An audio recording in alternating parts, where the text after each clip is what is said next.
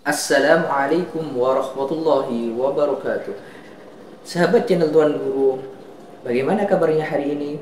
Semoga kita selalu dalam lindungan Allah Subhanahu wa taala, diberikan nikmat iman, Islam, diberikan rezeki yang halal dan thayyiban, rezeki yang barakah dan berlimpah. Amin amin ya rabbal alamin. Sahabat channel Tuan Guru, mari kita simak ceramah dari guru kita Gus Bahar. Semoga apa-apa yang nantinya beliau sampaikan menjadi ilmu yang barakah, ilmu yang bermanfaat. Amin amin ya rabbal alamin. Mari kita simak dari ceramah beliau. Assalamualaikum warahmatullahi wabarakatuh. Bismillahirrahmanirrahim. Alhamdulillahirabbil alamin. Wassalatu wassalamu ala asyrofil mursalin sayyidina Maulana Muhammadin wa ala alihi washabihi ajmain. Amma ba'du. Sederenge kula takdim teng para sing rawuh. Dongaaken Sayyid Muhammad Ikhlas, muridé mau cerita sangu mbek rabi. Istungano Sayyid Muhammad legowo di murid sing cerita rabi mbek sangu mbek nyindir Gus Raub. Enggak kula hormati wonten Gus Raub, wonten Habib Husain, Habib Syekh Abud, wonten Habib Soleh Al-Kafs dan enggak kula hormati. Kula berpikir begini, kula ikrar, kula tak sering bahasa Indonesia mawon. Kula ikrarnya yang diceritakan para saksi tadi, murid-murid beliau adalah benar. Sebab itu kula ikut bersaksi yang membela jenengan, sehingga menangi Sayyid Muhammad. Ya ora duwe wajah ganteng kok Sayyid Muhammad. Tapi banggalah nanti mau jenengan mlebu swarga dimodifikasi pun ganteng. Oke, wonten cerita ngeten Habib Husain, wonten orang tanya, Gus kenapa Nabi itu kok ganteng, wali kok ganteng? Sing jawab ya lucu. Kok Nabi mesti mlebu swarga, jadi merubahnya akeh-akeh.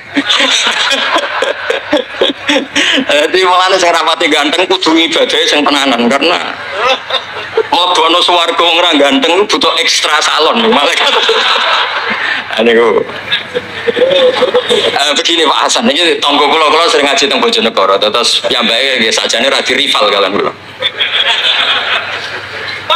Begini Pak Hasan, tadi kata Mas Lutfi itu pengganti dari nama itu Bisami. Siap. Itu begini, ada cerita dan ini semua yang tidak menangis Sayyid Muhammad tegas senang. Karena hadhil millah atau hadatin ini milik yang menyaksikan Rasulullah SAW, juga yang tidak menyaksikan. Ini pokoknya kalau bela mayoritas, secara pemilu mesti menang pulau karena ini mayoritas. Rasulullah itu begitu mencintai dan begitu rindu sama ikhwani. Mereka kata sahabat, saya ini ikhwanu kayak Rasulullah. Enggak, antum ashabi, kamu itu sahabat saya. Ikhwani adalah man amanabi walam yaroni. Mereka iman sama saya padahal tidak ngerti. Itu hebat luar biasa. Wong tidak ngerti kok iman. Wong ora tau disangoni Sayyid Muhammad kok seneng. Itu hebat.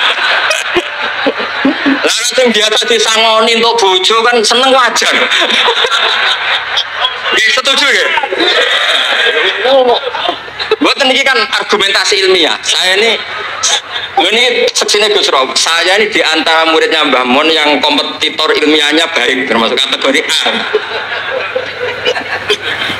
Kategori A. Masalah ilmiah loh. Nah, masalah budaya gue biasa. Tapi biasanya saya itu berkah. Nabi itu nggak pernah negur orang yang ibadahnya biasa-biasa saja. Yang ditegur adalah yang ibadahnya berlebihan. Itu Abdullah bin Amr bin As. Ngerti sama? Yang ditegur sama yang nggak ditegur itu baik mana? Yang nggak ditegur. Nabi itu tidak pernah negur orang yang ngimami pakai kulhu, tapi pakai bakoroh ditegur. Pokoknya kalau lagi partai kaum duafa nih. Anu suara sadil fanati, tapi ini hak. Sehingga dalam banyak cerita dan ini disepakati banyak ulama. Uwais Al-Qarni itu lam yaltaki Rasulullah Shallallahu Alaihi Wasallam. Walam yarohu. Hampir semua riwayat bilang Uwais Al-Qarni itu tidak melihat Rasulullah. Beliau itu sering nangis karena tetangga-tetangganya sudah sowan Rasulullah dan tentu mereka menjadi sahabat karena sudah sowan. Tapi Uwais Al-Qarni di ibu mokongnya ra karuan. Ditinggal itu ra gelem, mokong cerewet ngamuan. nunjuk melayani Uwais Al-Qarni. Uwais Al-Qarni itu lebih berpegangan konstitusi bahwa birrul walidain terutama ibu itu amru Rasulillah, ummuka. Tapi apa yang terjadi? Uwais Al-Qarni yang tidak pernah sowan Rasulullah digelari khairul qurun Uwais Al-Qarni karena taat ning gone mandate Rasulullah ngene iku khidmah kalian enten ibuke. Padahal boten di zamannya beliau sebetulnya menangi zaman Rasulullah, enggak sowan. Maksud kula Pak Hasan, dadi sing ora roh-roh ya aja terus sampean ngrasa luwih tinggi. Iki biasa mawon, kabeh iku sementing ikhlas ridane Allah Subhanahu wa taala. Nah, gitu terus. Mboten iki masalah konstitusi, soal masalah al-kutub al-mu'allafah. Saya ini tadi kata Gus Room, saya itu orang mungkin yang tidak mulazim ke Sayyid Muhammad, tapi kata tadi Mas Lutfi, kalau sanad ke Sayyid Alawi saat tentu lewat Mbah Mun itu teman akrabnya bapak saya. Dulu ketika beliau mondok di Mekah itu yang nganter mbah kandung saya, namanya Mbah Sidik. Jadi keluarga saya ya pokoknya muamalah terus musohabah semuanya sama keluarganya Gus Rob itu minal ajdan. Ya sampai kadang beda pilihan presiden, tapi tetap rukun. Karena anggap itu urusan akidah, ini biasa mawon apa? Biasa. Begini, ini rungokno tenan. Saya entah berapa kali sampai lupa nyetak kitab, tapi bukan nyetak komersial. Sama lagi bukan komersial. Jadi ini nggak perlu menyinggung siapapun, nggak komersial. Al-Hajju Fadha'il wa Ahkam itu saya nyetak entah berapa kali. Dan semua yang saya kasih Gus Rob itu mesti terus minta dibacakan. Kenapa? Karena semua fikih di Indonesia itu pasti bilang ar-ramyu itu ba'das zawal.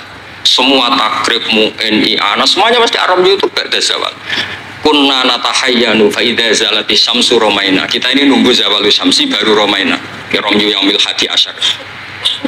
Ketika ada peristiwa mu'assim terowongan Mina, karena jutaan orang ke titik yang sama di jam yang sama. Sama lagi jutaan orang ke titik yang sama di jam yang akhirnya Sayyid Muhammad memberanikan diri fatwa secara terbuka bahwa boleh Romyu keblas Zawal.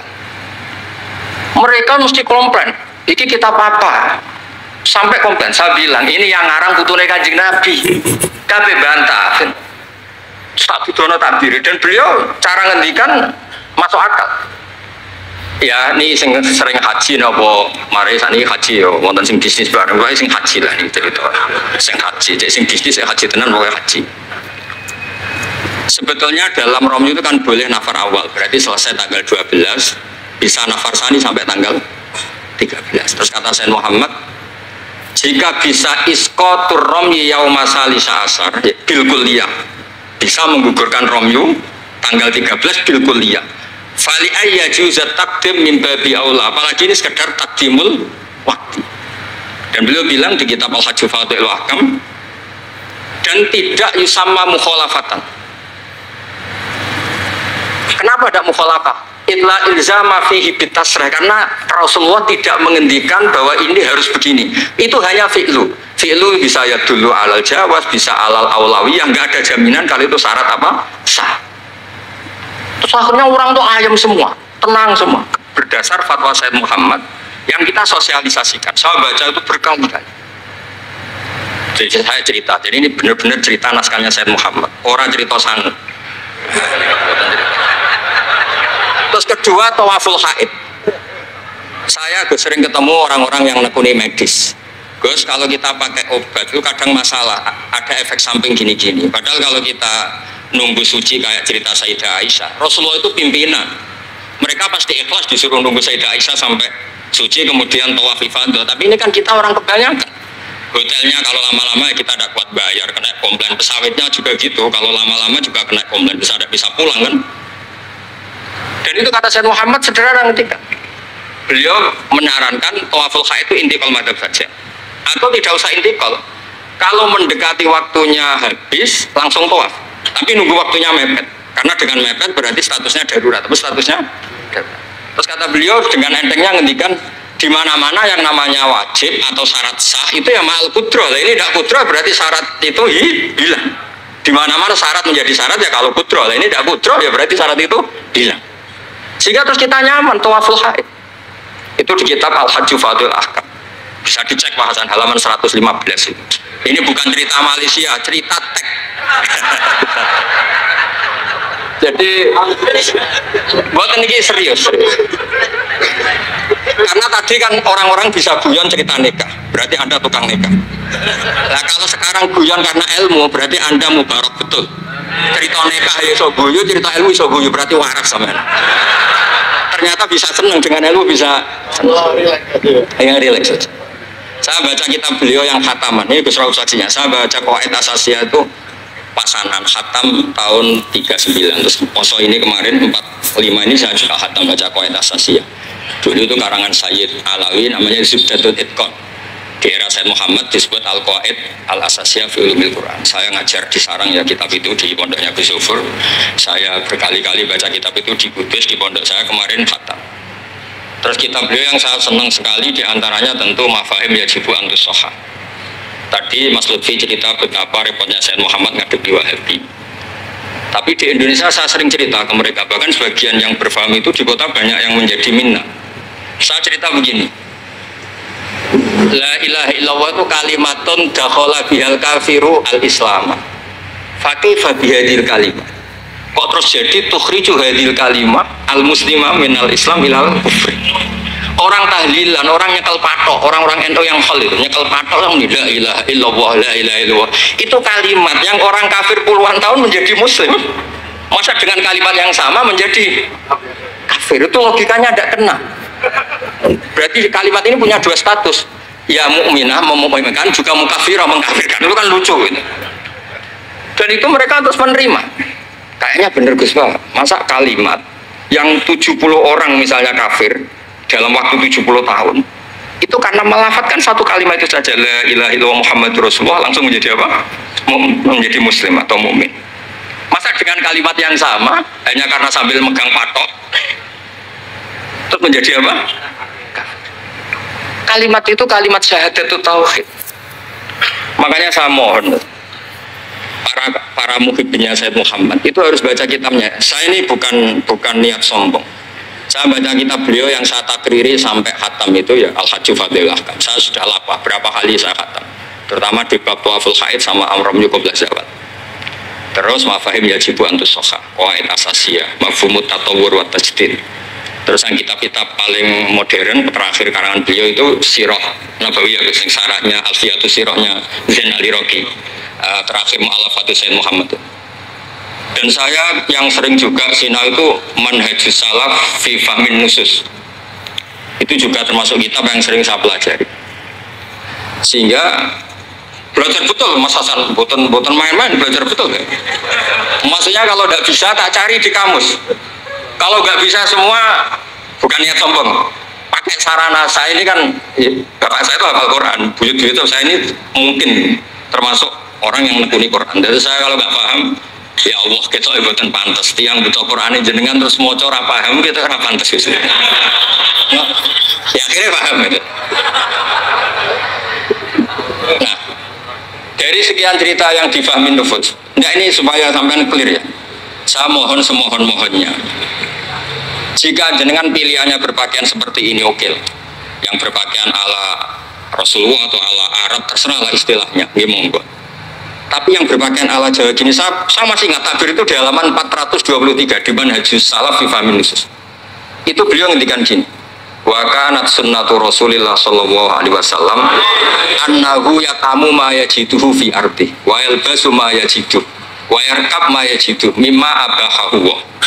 Famanis ta'mala ma yajiduhu fi ardi fawa al-muttabi' li sunnah kama annahu hajjal baita min madinati faman hajjal baita min madinati nafsi fawa al-muttabi' li sunnah wa ilam tarpun hadil madinah tilka.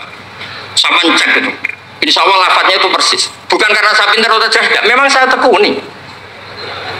Aku raiso seneng untuk masang foto itu tidak bisa, saya tidak jenis seperti itu. Terus seneng ngenang di sangon itu orang iso, saya itu sebenarnya tidak bisa. Tidak bisa, saya tidak jenis itu. Saya itu ya sering dikasih uang Mbah Mun, Gus Rauf saksinya. Tapi ya saya ngenang beliau itu ya kitabnya tak pelajari Al-Ulama Nujud, tak baca depan santri saya khatam. Saking senengnya saya Mbah Mun ke Sayyid Muhammad sama beliau punya karangan Maslakut Tanassuk bil ittisalat di Sayyid Muhammad, Maslakut Tanassuk al-Makki fil ittisalat di Sayyid Muhammad al-Maliki. Saya baca khatam. Saya sampai lupa entah berapa kitabnya Said Muhammad, saya baca khatam dan ada takrirannya. Takriran ini penting karena argumentasinya ilmiah. Misalnya begini, kalau orang ke kuburan kemudian agak ndiluk, dianggap suratus sajidin li makhlukin, suratus sajidin li makhlukin. Maka kata Said Muhammad kadang jawab ya lucu, berarti orang yang koinnya jatuh, koin duit receh. Kalau saya kan mungkin sudah kaya uang kayak ini, ya, koin jatuh tidak keambil, kalau sampai itu kan masih diambil. Itu kan mesti fisuroti sajid atau fisuroti roke. Lah kalau itu dianggap murtad, semua orang yang ngambil HP-nya jatuh itu semuanya murtad karena ada suratus sujud li makhlukin, apalagi ini makhluknya koin. Nah ini bukan ini data ya. Maksudnya tak baca di sini karena memang saya profesional. Tapi jangan undang saya, yang berundang saya Gus Robi itu pun sekali ini perjanjian. Saya ini punya buyut-buyut Habib Husain Babut. Buyut-buyut saya itu tukang uzlah. Jadi saya termasuk kiai yang nggak suka diundang. Paling saya hanya ke Pasuruan karena Kiai Hamid Pasuruan itu sepupunya mbak saya. Ke Gus Robi karena putranya guru saya. Pernah diundang Gus Kafabi karena agak-agak dipaksa. Mbah Mun itu ngaji di Pak Karim, berarti jenengan cucu murid. Waduh. Oh, pakai ancaman ini. Wah ya sudahlah, saya nurut tuh. Saya nurut, tapi saya bilang begini, saya ini punya pondok Quran, sering deres Quran. Tadi kata Gus Rauf sering deres Quran, sering nyemak Quran. Ya monggo kalau berani menanggung hisab itu. Akhirnya coba sekali aja. Karena resiko juga kan mengganggu orang yang deres itu. Buatan ini buatan ancaman, buatan cerita mawon, buatan saya biasa. Nah ini saya baca beberapa teks yang supaya jenengan ngerti. Ketika saya Muhammad mencintai Imam Malik itu beliau sampai punya karangan Imam Mudairil Hijrah Malik bin. Saya beri sekian cerita betapa saya Muhammad itu mencintai Imam Malik. Makanya beliau dengan gelar Al-Maliki. Beliau karuan Al-Hasani tapi beliau menyisipkan gelar apa? Al-Maliki. Kenapa? Saya cerita sekian mazhayanya Imam Malik. Imam Malik itu tidak berpendapat kalau ba'da sholatil asri masuk masjid itu disunatkan sholat, karena bagaimanapun itu waktu ba'dal asri meskipun ada sebab mukorin yaitu masuk masjid. Tapi beliau ada anak kecil, di sini ada tabirnya, ada anak kecil bilang ya syekh kum farka, kamu ini sudah syekh sudah kiai masuk masjid dan sholat tahiyatul masjid, kum farka. Beliau tidak debat, langsung sholat. Ketika ditanya innahu laisa bimadzhabi, itu enggak madzhab engkau ya Malik. Inni khosyitu an akuna minal ladzina idza qila lahum ruk'u la yarka'u. Kayak apa? Maksudnya Mas Hasan kalau seneng Imam Malik, yang ngarang Imam Malik. Kalau seneng Said Muhammad ya baca kitabnya. Selain cerita dinikahkan dan cerita dikasiwan. Buat ini ganjarannya kata kula gojlok. Mergi dadi jenengan seneng yen ana ngomong itu kan ganjaran. Lan sampean takok, lah ono korban nih, kalau tadi ya korban berkali-kali kan. Terus ada lagi cerita tentang Imam Malik itu pernah dimintai orang miskin. Saya minta uangnya. Imam Malik jawab, dohirnya itu tidak Islami. Saya tidak punya uang, kapan-kapan saja ke saya. Terus kata orang di dekat Imam Malik, lima adalah takulu kama yakulun nas rozaqallah. Kenapa engkau tidak seperti umumnya orang rozaqallah? Enggak jadi. Kata Imam Malik, asyaddu kalimatin ala sa'id. Kalimat terberat bagi sa'il adalah kalimat yang nyimpan roda sa'il. Walau dimna jumlatin, meskipun itu fidinim jumlatin terus. Fa'ana ujilu ismawahi ta'ala an azkurahu liman yakrohu sama'ahu walau dimna jumlatin. Saya ini ingin menyelamatkan nama Allah. Peminta itu paling nggak suka kalau ada kata-kata yang arahnya pokoknya nggak ngasih. Saya ulang lagi, peminta itu paling nggak suka kalau ada kata-kata yang arahnya itu tidak ngasih. Karena peminta ini sudah mangkel, saya menyelamatkan tidak nyebut Allah, nanti Allah jadi korban. Rozaqok Allah, itu Allah kapan? Nyatanya sampai sekarang tidak ngasih rezeki, kan Allah bisa jadi korban kan? Maka beliau nggak mau nyebut Allah. Fa'ana ujilu ismawah, saya menghormati nama Allah, jangan sampai saya sebut di depan orang yang sedang nggak suka. Tadi karena ada jawaban yang yufidu roddah. Kenapa yufidu roddah? Yaitu pokoknya tidak ngasih. Kayak apa orang-orang? Saya ulang lagi ya, jadi ini saya termasuk insya Allah termasuk kompetitor terbaik, termasuk bukan apa ya, karena menurut saya seneng orang itu, saya baca Ihya itu lupa khatam berapa kali itu saya takriri pakai naskah Gus Ro punya, saya naskah maknanya Mbah Zubair saya punya, ngaji Mbah Mun, kalau nggak bisa masih pakai kitab Ithaf, kalau naskahnya beda saya cari naskah yang lain karena saya seneng Ihya, Minhajul Abidin, pokoknya kitab-kitabnya Imam Ghazali saya seneng kitabnya Mbah Mun, Mbah Zubair, semua bukan apa, takut saya seneng ternyata saya yukhalifu madhab saya sebagai pembaca maksudnya ya, korek itu kalau senang ternyata dia yukhalifu madhab karena ada baca. Contoh gampang begini, saya tuh sering ketemu orang-orang khusyuk yang tidak ngaji. Gus itu gimana orang-orang sholat pakai baju merah? Tak tunjukkan di Bukhari, babus sholat fi saubil ahmar. Ada yang protes lagi, gimana Gus itu kiai kok sholat kencing berdiri? Babul qauli qaiman inda subadati qaumin, di Bukhari itu. Gus, kok ada hadisnya semua? Yang masalah otak kamu kata saya gitu. Lu sampai sholat, sampai kalau sholat kan mikir, ya mikir utang, mikir macam-macam. Itu Imam Bukhari punya bab, babul ifkar, tafsirnya Imam Bukhari pakai bab itu babul ifkar di sholat, bab mikir di sholat. Itu dalilnya lucu bebusan. Kanjeng Nabi itu sholat terus salam ke susu. Ditanya kenapa ke susu? Saya ingat ada dinar di rumah yang belum saya bagi. Berarti ingatnya kan pas sholat. Sampai ya bedanya Nabi ilingnya barang api sama nuran, tapi kan podo lah jalan bab. Jadi kalau suwon kitab-kitab Sayyid Muhammad yang jadi makhrajan hasanan lihadil ummah itu harus kita bela mati-matian. Misalnya begini, Ataqah Somadiyah, mungkin di Jawa Timur disebut Ataqah Kubra, yang baca kulhu beberapa kali, yang katanya bapaknya terus masuk surga. Itu kan kalau di kampung saya, Gus, kalau ada baca gitu, yang selain anaknya tak udah kamu udah usah serius, ramlah di bapak. Oh anaknya tenang-tenang. Pernah ada orang ngundang saya, Gus, ngocok Ataqah Kubra, Gus. Anaknya mau nggak mangkon, monggo pinar, saya pulang. Kenapa Gus pulang? Karena anaknya mau cowok dia bukan mau cowok sembrono. Sing ana ning hadis awaladin sholihin yatullah, ra ono auqiyain sholihin yatullah. Langsung Gus jenengan ngawur ya dalil. Aku ora ngawur panjenengan iki wong alim, mesti roh tenan. Sing ana ning hadis awaladin sholeh, ora auqiyain soleh. Jadi anak itu penting, malah monggak mangga natok rokokan. Monggo. Semenjak itu kalau orang undang saya enggak berani kalau enggak khusyuk ngoco. Takut saya pulang. Lah misalnya yang undang Mbak no nyangoni saya, sugih saya. Kan mboten ngefek no teror itu mboten ngefek.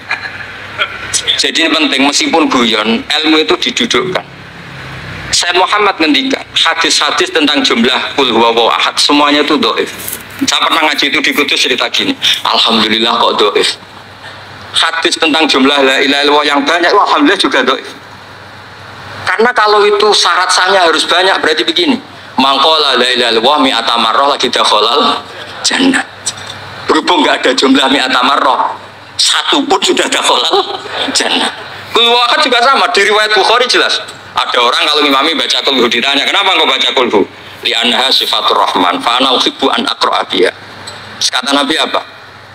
Jibril datang, akhbir ya Muhammad, anna wa yuhibbu bihubbihi qul huwallahu ahad. Dan semua riwayat kadang hanya bilang hubbuka iyyaha adkhalakal jannah. Dan enggak ada riwayat hubbuka iyyaha wa qira'atuka alfa marra wa alfa marra lagi dakhalal. Kalau ada riwayat itu innalillahi wa inna ilaihi raji'un, kita punya masalah besar karena kita nggak kuat baca lama-lama itu udah kuat. Artinya gini, kita harus menjadikan kitabnya Sayyid Muhammad ketika menvonis hadis-hadis yang jumlahnya besar tadi.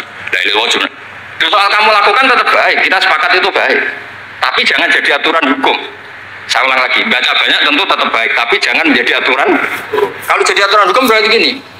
Dakhalal kafiru fil Islam in qara'a la ilaha illallah alfa marrah mi'ata marrah. Itu yang mengislamkan di masjid capek itu. Karena nunggu alfa marrah. Jadi mohon karena agama ini yuridu wa bikumul yusra, agama ini Allah inginnya itu mudah. Bu istu bil hanifiyatis samha, semuanya itu mudah. Tapi jangan tahawun ya. Jadi kalau suwon tadi alhamdulillah sudah diduga saya 20 menit karena memang saya ini tidak bisa pidato. Saya kalau ngaji di rumah ini Gus Robot sih. Saya ngaji biasa 4 jam, 3 jam ya ngaji. Ngaji ada kitabnya saya baca Jalalain, pikirnya ada Sofi, ada Futuhat Ilahiyah, kadang ada Tobari, itu kuat. Kenapa saya kuat 3 jam kalau ngaji? Saya ini pecinta umatnya Rasulullah SAW. Umat itu tidak boleh hanya mendengar kata-kata seorang bahak, nggak boleh. Harus mendengar kaifa qala Tubari, wa kaifa qala Al-Baidawi, wa kaifa qala Syafi'i Shawi, wa kaifa qala Imam Syafi'i. Saking hormat saya. Cuma saya nyampaikan pancen rileks guyon, karena itu masih ada bapak. Hak kena ngaji guyon. Iku wong bingung kabeh sing ngaji-ngaji. Jadi, ya ngoten mawon. Assalamualaikum warahmatullahi wabarakatuh.